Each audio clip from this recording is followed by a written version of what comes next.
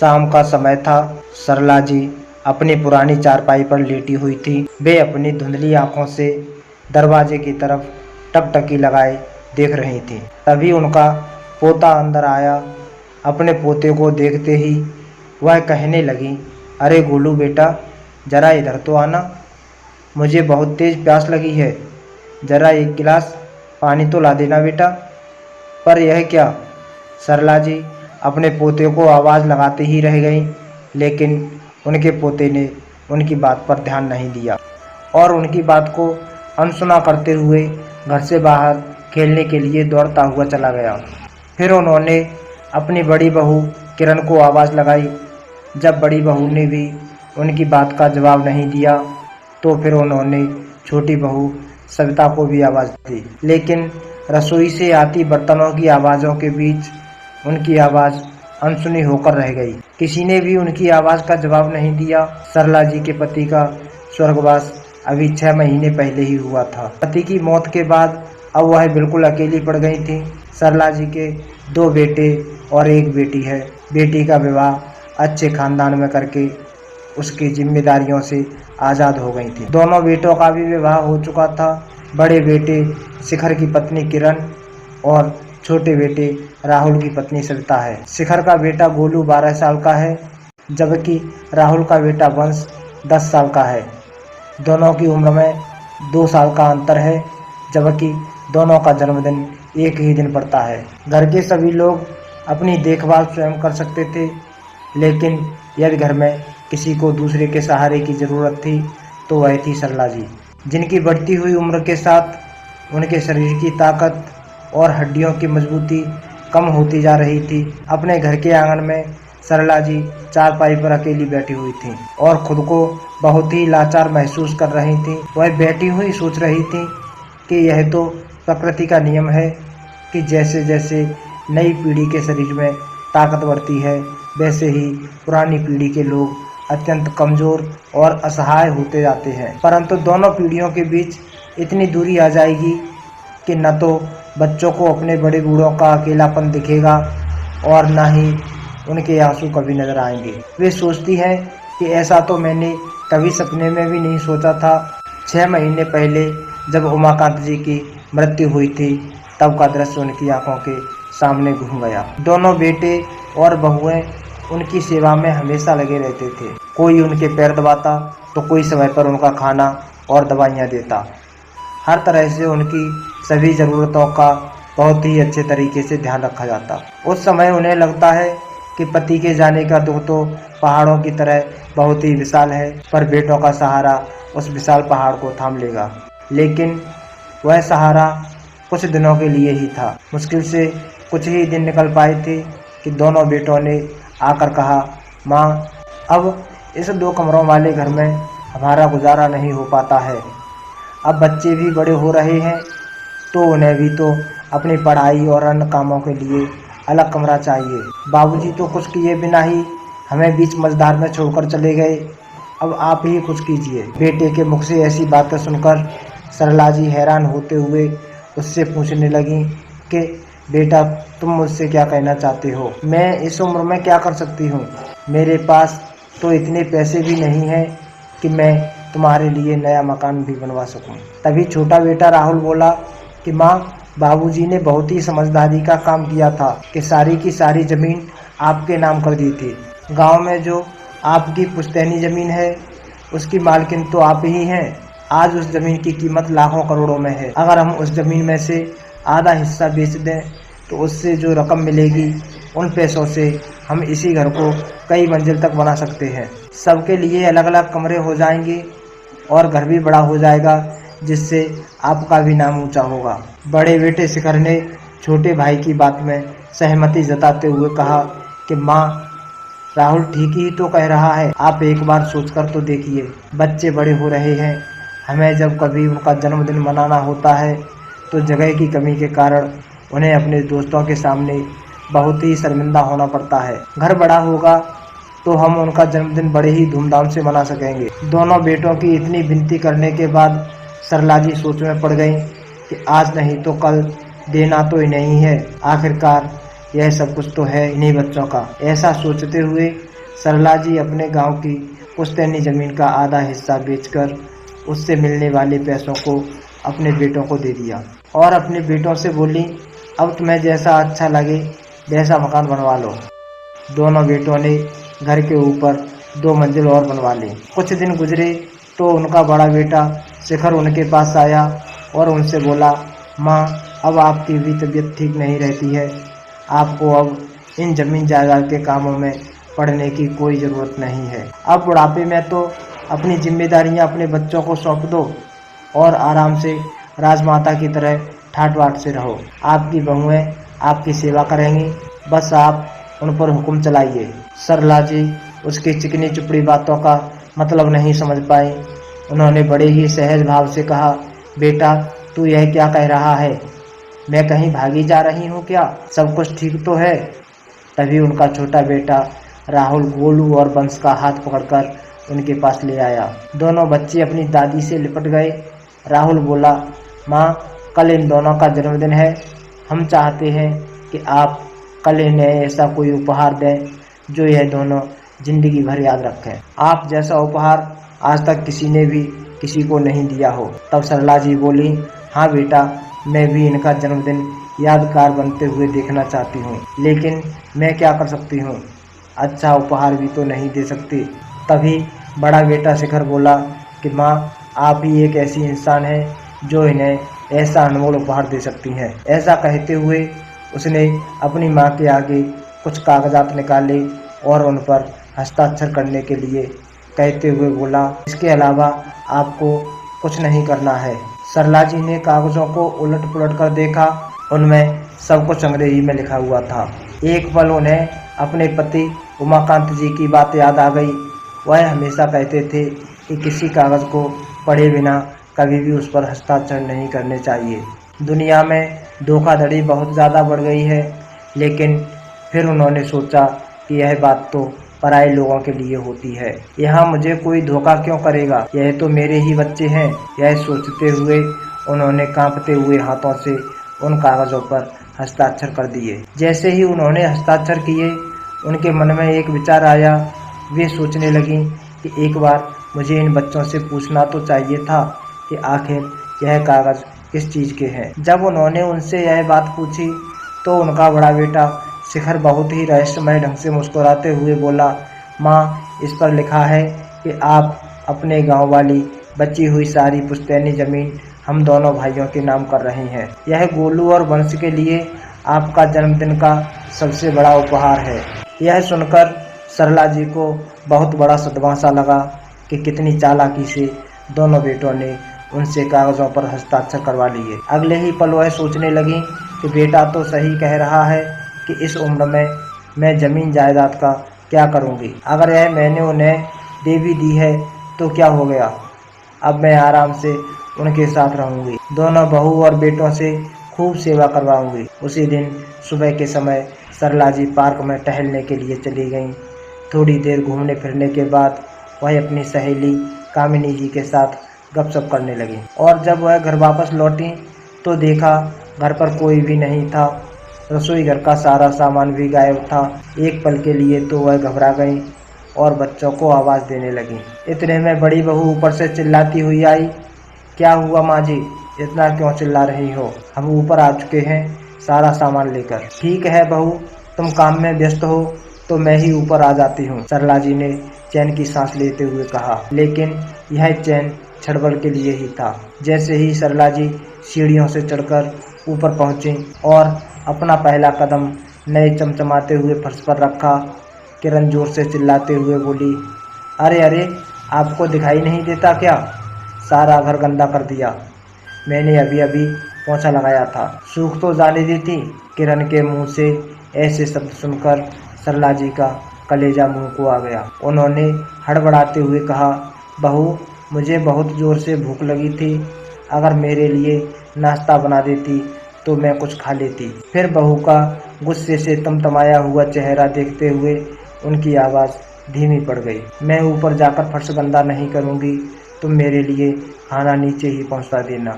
तभी किरण ने मुंह बनाते हुए कहा, देखिए माँ जी, अभी मैंने कुछ नहीं बनाया है तुम्हारे खाने के लिए। ऊपर जाकर अपनी छोटी बहू से पूछ लीजिए, उसने कुछ बनाया होगा तो दे देगी। सरला जी विनती करते हुए बोली, अरे बहू, पहले ही इतनी सारी सीढ़ियाँ चढ़कर मेरी सांस फूलने लगी है, तू ही कुछ दे देती। माँ जी, अभी मुझे बहुत सारा काम पड़ा है, सिर्फ रोटी बनाने का काम ही नहीं है मेरे पास। इतना कहकर वह अंदर चली गई। सरला जी जैसे तैसे हिम्मत जुटाकर छोटी बहू सविता के पास पहुंची। उन्होंने देखा तो वह भी घर के काम में व्यस्त थी। उन्होंने उसे आवाज़ दी और खाना मांगा तो सविता ने कहा, माँ जी, अभी मैंने रोटियां नहीं बनाई, रात की रोटियां पड़ी हैं, आप वही खा लीजिए। सरला जी रात की बासी रोटियां लेकर उदास मन से नीचे आ गईं। उनकी आंखों में आंसू झरझर बह रहे थे।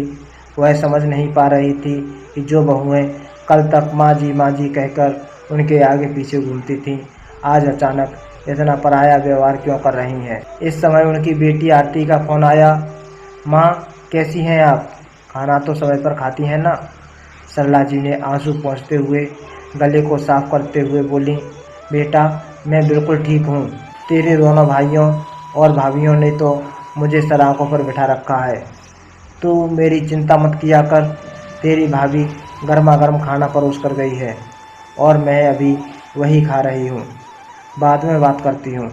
ऐसा कहते कहते सरला जी की आवाज़ भरभर आ गई। वह अपनी बेटी का दिल नहीं दुखाना चाहती थी, इसलिए तुरंत फोन काट दिया। बेमन से वही बासी रोटियां खाते हुए उन्होंने मन ही मन सोचा कि आज वह अपने दोनों बेटे शिखर और राहुल से इसके बारे में बात करेंगी। दोपहर बीतने वाली थी और सरला जी अभी तक दोपहर के खाने का इंतजार कर रहे थे। जब कोई नहीं आया तो थका हार कर उन्होंने आवाज़ लगाई, बहू, मुझे भूख लगी है, खाना तो दे दो। लेकिन किसी का कोई जवाब नहीं आया। थोड़ी देर बाद उन्होंने फिर से आवाज़ लगाई। 4-5 आवाज़ लगाने पर भी जब कोई नहीं आया तो थका हार कर वह फिर से ऊपर गई और बड़ी बहू किरण ने नाक मुंह सिकोड़ते हुए 2 रोटी और सब्जी एक डिस्पोजल प्लेट में डालकर ऐसे रख दी जैसे किसी भिखारी को खाना दिया जाता है। बहू का ऐसा विचित्र व्यवहार देखकर सरला जी बहुत ज़्यादा हैरान हो गईं। वह सोचने लगीं, आखिर दोनों बहुओं को हो क्या गया है? मेरे 2 वक्त की रोटी भी भारी क्यों लगने लगी है? आखिर एक ही दिन में ऐसा क्या हो गया? मैंने इनका क्या कर दिया? वह अभी इन्हीं विचारों में डूबी हुई थी कि उनकी नज़र बाहर से आते हुए अपने छोटे बेटे राहुल पर पड़ी। पीछे ही बड़ा बेटा दरवाजे से घर आ रहा था। जैसे ही वे दोनों अंदर आए, सरला जी ने कहा, बेटा सुनो, मुझे तुम दोनों से कुछ ज़रूरी बात करनी है। तभी छोटा बेटा राहुल बोला, माँ जी, जो भी बात करनी है बाद में करेंगे, मैं अभी बहुत ज़्यादा थका हुआ हूँ। बड़े बेटे ने भी कहा, माँ, आपको तो कोई काम है नहीं, हम थके हुए आते हैं और आप आते ही। इतना कहते कहते वे दोनों चले गए। सरला जी अपना सा मुँह लेकर वहीं बैठ गईं। उन्हें रात भर नींद नहीं आई। अगले दिन सुबह उठकर उन्होंने अपने बेटे से बात करने के लिए सोचा और सीढ़ियाँ चढ़कर ऊपर चली गईं। ऊपर जाकर देखा तो उनका बड़ा बेटा शिखर ऑफिस जाने के लिए तैयार हो रहा था। तभी उनकी बहू किरण ने मुंह बनाते हुए कहा, सुनो, तुम्हारी माँ आई है। सरला जी यह सुनकर हैरान रह गई और बोली, यह क्या बात हुई बहू? क्या मैं तुम्हारी कुछ नहीं लगती? तभी शिखर बोला, क्या माँ, इसमें इतना नाराज़ होने वाली क्या बात है? फिर सरला जी बोली, बेटा बात क्या है? कल से बहू का व्यवहार ही बदला हुआ नज़र आ रहा है और तुम भी इतना विचित्र व्यवहार कर रही हो। क्या माँ, आप भी सुबह सुबह फालतू ड्रामा करने लगी? छोटी सी बात का बतंगड़ बनाने में जरा भी देर नहीं करती। तभी उनकी बहू चिल्लाई, सुन लिया, जाइए यहाँ से, नाश्ता करने दो इन्हें। बहू की तेज आवाज़ सुनकर तो जैसे सरला जी के हाथ पांव सुन्न पड़ गए। उन्हें लगा जैसे वह किसी बुरे सपने से अभी अभी जागी हों। वह अपमानित होकर बड़ी बहू के कमरे से बाहर निकल आई। उन्हें बहुत ज़्यादा डर लग रहा था, लेकिन उन्हें भूख लगी थी, इसलिए हिम्मत करके छोटे बेटे के पास चली गई। दरवाज़ा खुला था। उन्होंने आवाज़ दी, लेकिन कोई नहीं आया तो वह अंदर जाकर बैठ गई। उनके बेटे राहुल ने उन्हें देखा तो रसोई घर में से 2 रोटियां लाकर उन्हें दे दी। अभी सरला जी ने पहला निवाला मुंह में डाला ही था कि इतने में छोटी बहू सविता कमरे से बाहर आ गई और बोली, माँ जी आप यहाँ कैसे? अपनी बहू के इस सवाल को सुनकर उनकी आंखें भर आईं। यहाँ कैसे का क्या मतलब बहू? अब किरण बहू ने भी मुझे कह दिया है कि यहाँ मत आया करो, और अब तुम भी ऐसी बातें करोगी तो मैं कहाँ जाऊँगी। अपनी माँ की यह बात सुनकर राहुल ने उनसे कहा, माँ आप पहले खाना खा लो, फिर बात कर लेना। राहुल को अपनी माँ के साथ नरमी से पेश आता देख छोटी बहू सविता उसे गुस्से से घूरने लगी, परंतु उस समय कुछ नहीं कहा। अगले दिन जब उन्होंने अपने बेटे शिखर को दवाइयाँ लाने को कहा तो बड़ी बहू किरण ने स्पष्ट मना कर दिया और कहा कि हमसे अपने खर्चे ही पूरे नहीं होते तो आपके खर्चे कैसे उठाएं। बात केवल 2 रोटी की होती तो चलता, आपके खर्चे तो कम नहीं हैं। कपड़ों का खर्च, दवाइयों का खर्च, खाने पीने का खर्च ना, अब हमसे नहीं हो सकेगा, हमसे तो यह खर्च नहीं उठाया जाएगा। अब सरला जी ने बड़ी बहू के पास जाकर खाना मांगना छोड़ दिया। अब तीनों समय का खाना छोटी बहू सविता के यहाँ से ही खाना पड़ता था। कुछ दिन ऐसे ही चलता रहा। एक दिन जब सरला जी खाने के लिए अपनी छोटी बहू सविता के पास जा रही थी, तभी उन्हें छोटी बहू सविता की आवाज़ आई। वह अपने पति से झगड़ रही थी, कुछ सीखो बड़े भैया और भाभी से। उन्होंने अपना पल्ला झाड़ लिया और हमारे माथे मर दिया तुम्हारी माँ को। हमारे खर्च पहले ही कुछ कम है क्या? तभी राहुल बोला, तुम्हारी बात ठीक है सविता, जब बड़े भैया अपनी जिम्मेदारी नहीं निभा रहे तो फिर माँ का सारा बोझ हम ही क्यों उठाएं। मैं बड़े भैया से बात करके उन्हें वृद्धाश्रम भेजने का इंतजाम करवाता हूँ। बेचारी सरला जी यह सुनकर तो एकदम पत्थर की मूर्ति की तरह खड़ी रह गई और वहीं से वापस नीचे आ गई। अब किसी बेटे बहू के पास दोबारा जाने की उनकी हिम्मत नहीं हो रही थी। आज उनकी बर्दाश्त करने की सारी हदें खत्म होती जा रही थीं, क्योंकि उन्हें खाना खिलाना तो दूर, अब कोई उन्हें इस घर में भी देखना पसंद नहीं करना चाहता था। वह अकेली ठुकराई हुई सी आंगन की चारपाई पर बैठी रही। सभी का आंगन में से आना जाना चलता रहा, लेकिन किसी के पास इतना समय नहीं था कि वह अपनी बूढ़ी माँ के पास 2 पल के लिए बैठकर उनकी हाल खबर ले। जब बेटों और बहुओं ने ही अपनी जिम्मेदारी से पल्ला झाड़ लिया था तो फिर वह अपने पोतों से क्या उम्मीद करते। आखिर वह भी तो अपने माता पिता के ही नक्शे कदम पर चल रहे थे। इतने बड़े परिवार के होते हुए भी सरला जी अकेलेपन और भुखमरी की मार झेल रही थी। आज बिना कुछ खाए पिए वह टहलने के लिए निकल गईं तो उनकी सहेली कामनी जी ने महसूस किया कि वह बहुत ही गुमसुम सी हैं।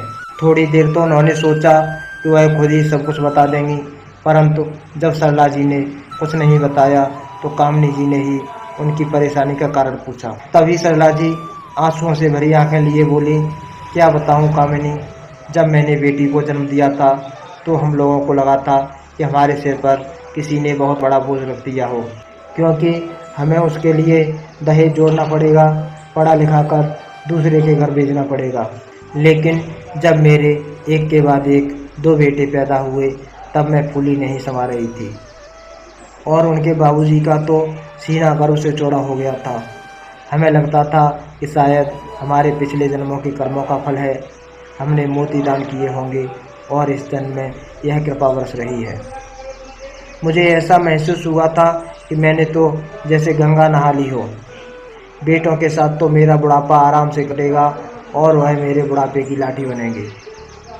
मैंने तो पूरी उम्र इसी गलतफहमी में बिता दी कि हम बच्चों के ऊपर जो आज खर्च कर रहे हैं वह हमें बुढ़ापे में सूद समेत वापस कर देंगे। अपनी सारी जमा पूंजी हमने अपने बच्चों को और उनके पैरों पर खड़ा करने में लगा दी, यहाँ तक कि अपनी सेहत पर भी कभी ध्यान नहीं दिया। अब पति का साथ भी छूट गया है और सेहत भी साथ छोड़ने लगी है, और दोनों बेटे हैं कि मेरी दवाइयों का खर्च उठाना तो दूर, अब तो उनसे 2 वक्त की रोटी तक नहीं खिलाई जाती। अपनी सहेली कामनी जी को सारी बातें बताते हुए उनकी आंखों में आंसू बह रहे थे। उनका गला रुंध सा गया था। कामनी जी ने उन्हें पानी पिलाया और उन्हें तसल्ली बनाई। सब ठीक हो जाएगा। फिर सरला जी बोली, पता नहीं कामिनी, इस उम्र में और क्या क्या देखना बाकी रह गया है। भूख से तड़पने के बाद भी अब तक मेरे प्राण क्यों नहीं निकले हैं। इतना कहते कहते वह फूट फूट कर रोने लगी और वहीं ज़मीन पर बैठ गई। कामनी जी ने उनका हौसला बढ़ाया और उन्हें उठाते हुए कुर्सी पर बिठाया और बोली, देखो सरला, तुम ऐसे ही हार मान जाओगी तो इसके बाद भी तुम्हारे बच्चे तुम्हारे साथ न जाने क्या क्या करेंगे। लेकिन यह तुमने हिम्मत दिखाई और गलत के खिलाफ आवाज़ उठाई तो अपना बचा हुआ जीवन बहुत अच्छी तरह से बिता सकती हो। अपनी सहेली की यह बात सुनकर सरला जी कुछ सोच में पड़ गई। अब तुम मेरे साथ चलो। कामिनी जी सरला जी को अपने साथ एक ठेले पर लेकर गई, जहां उन्हें भरपेट खाना खिलाया। फिर सरला जी घर लौट आए। काफ़ी देर सरला जी कुछ सोच विचार में पड़ी रहीं। शाम हो चुकी थी, परंतु सरला जी को दोपहर का खाना भी नसीब नहीं हुआ था। फिर खुद ही हिम्मत करके जो थोड़े बहुत पैसे जोड़ कर रखे थे उन्हें लेकर पास के किराने की दुकान पर चली गईं और एक ब्रेड का पैकेट खरीद कर ले आईं। शाम के समय उनकी बेटी आरती अपने पति के साथ उनसे मिलने के लिए आ पहुंची तो सरला जी उस समय ब्रेड खा रही थीं। अपनी बेटी आरती को देखते ही उन्होंने ब्रेड का पैकेट अपने पीछे छुपा लिया और बोली, अरे बेटी तू कब आई? तूने तो आने के बारे में बताया भी नहीं और ना कोई खबर की। माँ, जब मैंने आपसे फ़ोन पर बात की थी तो मुझे तभी एहसास हो गया था कि कुछ ठीक नहीं चल रहा है, इसलिए मैं आपसे मिलने चली आई। मुझे साफ साफ बताओ कि क्या बात है। बेटी, मैंने तुझसे कहा तो था कि सब कुछ ठीक ठाक है, तू बिना सिर पैर की ही चिंता कर रही है। सरला जी ने नज़रें चुराते हुए कहा। तभी दरवाजे से आती हुई उनकी सहेली कामिनी जी की आवाज़ सुनाई दी। क्या खाक ठीक है सरला? आरती बेटी, अच्छा किया कि तू आ गई। मैं तुझे बताती हूँ कि तेरी माँ कैसे कैसे एक एक दिन काट रही है। कामिनी जी ने सारा हाल आरती को कह सुनाया। सारी बात सुनकर आरती हक्की बक्की रह गई। उसे विश्वास ही नहीं हो रहा था कि उसकी माँ पर जान छिड़कने वाले उसके भाई अचानक इतने लालची कैसे हो गए। सरला जी का दामाद जो यह सारी बातें सुन रहा था कहने लगा कि माँ जी, मेरा एक बहुत अच्छा दोस्त वकील है। आप एक काम कीजिए, अपने प्रॉपर्टी के सारे कागज़ उठाइए और हमारे साथ चलिए। सरला जी के काफ़ी मना करने के बाद ही वे दोनों नहीं माने और उन्हें अपने साथ वकील के पास ले गए और सभी हालातों के बारे में बताया। वकील ने सभी कागज़ देखे और कहने लगा, अरे यह हुई ना बात, यह बताइए कि यह कागज़ किस प्रॉपर्टी के हैं। तभी सरला जी ने कहा, यह हमारे मकान के और ज़मीन के कागज़ हैं। फिर वकील मुस्कुराते हुए बोला, अगर ऐसी बात है तो आप अपने बेटों बहू को अच्छा नाच नचा सकते हैं। फिर वकील के कहने पर सरला जी ने कागजी कार्रवाई शुरू की। उसके कुछ समय के बाद सरला जी घर लौट आई। थोड़ी ही देर में उनके दोनों बेटे भी घर आ गए। उनके पास आकर बोले, माँ, अब हमसे आपका बोझ और नहीं उठाया जाता, इसलिए हमने आपका इंतज़ाम वृद्धाश्रम में करवा दिया है। यह बात सुनकर सरला जी हैरानी से उनकी ओर देखने लगी तो बड़ा बेटा बोला, चिंता मत कीजिए माँ, वहाँ आपको किसी तरह की कोई परेशानी नहीं होगी। अभी यह बात चल ही रही थी कि आरती और उसका पति वकील के साथ उनके सामने हाजिर हो गए। उन दोनों को वकील के साथ वहाँ देखकर दोनों बेटा और बहू को हैरानी का ठिकाना नहीं रहा। बड़ा बेटा बोला, यह सब क्या तमाशा हो रहा है, तुम लोग यहाँ वकील के साथ? फिर बड़े बेटे ने कहा, अच्छा अब समझ में आया कि माँ की संपत्ति में तुझे और जीजा जी को भी अपना हिस्सा चाहिए, इसलिए वकील को लेकर आ गई हो। लेकिन एक बात कान खोलकर सुन लो, यह सारी संपत्ति हम दोनों भाइयों की ही है, इसमें तुम्हारा कोई हक नहीं है। यह बात सुनकर आरती और उसके पति को बहुत गुस्सा आया। तभी आरती बोली, मुझे माँ की संपत्ति में से एक पैसा भी नहीं चाहिए। मैं तो केवल इतना चाहती हूँ कि मेरी माँ इस बुढ़ापे में सुखपूर्वक अपना जीवन बिताएं। अरे मैं तो माँ को अपने साथ ले जाना चाहती थी, लेकिन माँ ने ही यह कहकर मना कर दिया कि अपने जीवन का अंतिम समय वह बाबूजी की यादों के साथ इसी घर में रहकर गुजारना चाहती हैं। फिर सरला जी ने चेहरे पर गुस्से भरे भाव लाते हुए कहा, अपनी बेटी से ज़्यादा मैं और तुम्हारे बाबूजी ने अपने बेटों को प्यार किया। यह सोचकर कि बेटियां तो पराई होती हैं, केवल बेटे ही बुढ़ापे में साथ निभाते हैं। लेकिन आज मुझे यह महसूस हो रहा है कि हमसे कितनी बड़ी गलती हो गई थी। तुम लोगों ने मेरे पास कोई और चारा नहीं छोड़ा था। जब तक जायदाद मेरे नाम थी तब तक मेरे आगे पीछे दौड़ते थे, और अब फर्ज निभाने की बात आई तो तुम सभी ने हाथ पीछे खींच लिए। मेरा पैसा और ज़मीन तुम सबको चाहिए थी, पर तुम्हारी बूढ़ी माँ, उसका क्या? यह मत भूलो कि यह घर आज भी मेरे पति का है। इस घर पर सबसे पहले अधिकार मेरा है। तभी बड़े बेटे ने कहा, इस घर पर अब आपका कोई अधिकार नहीं है। वसीयत बनाते समय ही बाबूजी ने यह मकान हमारे नाम पर कर दिया था। तभी वकील साहब बोले, आपकी बात सही है, लेकिन आपके बाबूजी ने मरने से पहले यह घर और ज़मीन अपनी पत्नी सरला जी के नाम पर कर दिया था, और साथ में यह भी लिखवाया था कि उनकी पत्नी के जीते जी सारी प्रॉपर्टी की मालकिन वही रहेगी। शायद आप लोगों के बाबूजी को इस बात का एहसास पहले ही हो चुका था कि आप अपनी माँ के साथ कितनी घटिया हरकतें कर सकते हैं, इसलिए उन्होंने अपनी पत्नी की सुरक्षा के लिए अपनी मृत्यु से पहले ही अपनी वसीयत में बदलाव करवा दिए थे।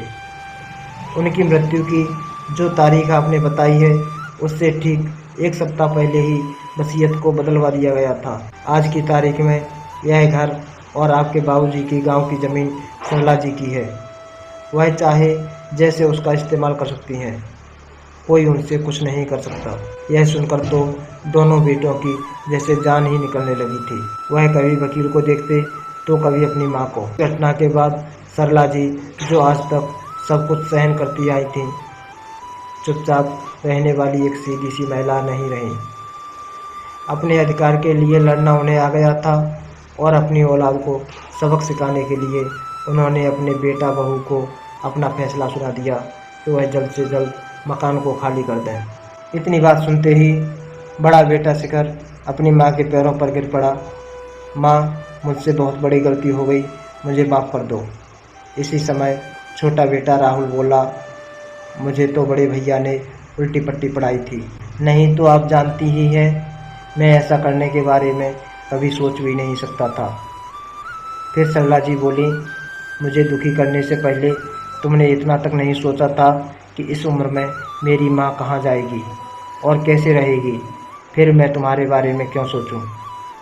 लेकिन मैं अपने दोनों पोतों को दर दर की ठोकरें खाने के लिए नहीं छोड़ सकती। इसलिए तुम लोग इस घर में रहना चाहते हो तो तुम्हें सबसे ऊपर वाली मंजिल पर रहना होगा।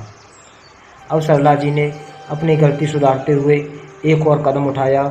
उन्होंने वसीयत में बदलाव करवाया कि उनकी मृत्यु के बाद उनके गांव की ज़मीन पर सिर्फ उनकी बेटी का हक होगा। अपनी सहेली की मदद से उन्होंने अपने मकान की बीच वाली मंजिल किराए पर दे दी, और सबसे नीचे वे खुद रहने लगी। आरती ने उनके लिए खाना बनाने, साफ सफाई करने और कपड़े धोने के लिए एक नौकरानी भी लगवा दी। अब सरला जी को अच्छा खाना नसीब होने लगा था। अपनी सासू माँ का यह बदला हुआ रूप देखकर दोनों बहुएं दंग रह गई थीं।